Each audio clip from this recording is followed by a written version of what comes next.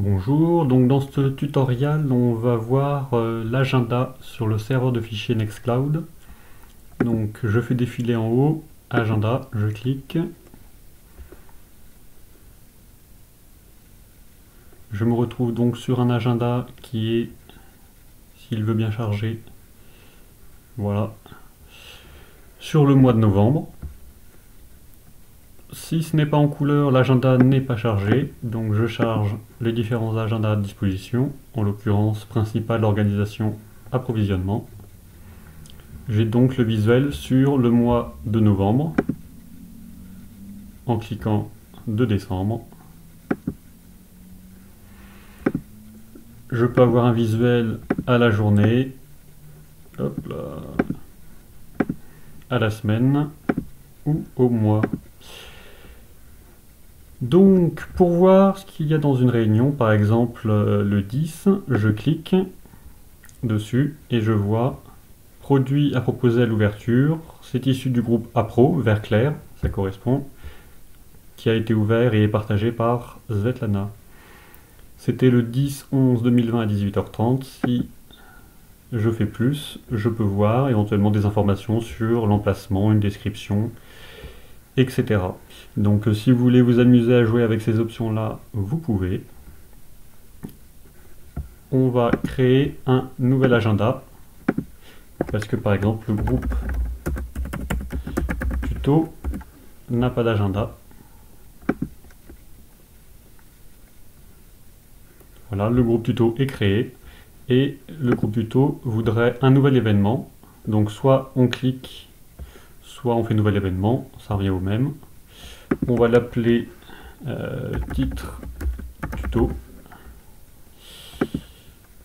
On sélectionne le groupe qui nous intéresse, en l'occurrence groupe tuto. Ça n'a pas lieu toute la journée, c'est à 18h. Automatiquement ça rajoute une heure, on peut se dire bon allez, ça va être sur 1h30, on est généreux. Hop, pardon.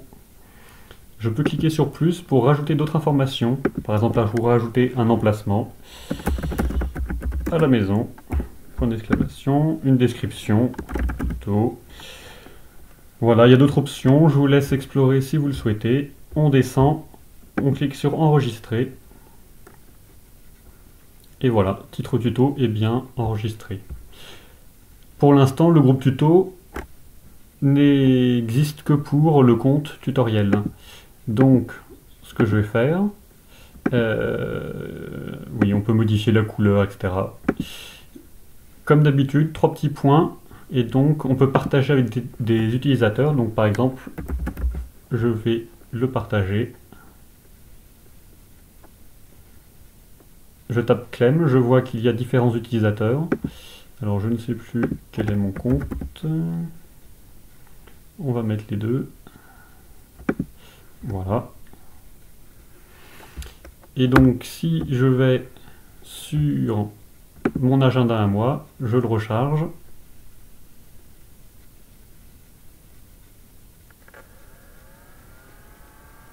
J'espère que ça va plus vite pour vous en ville.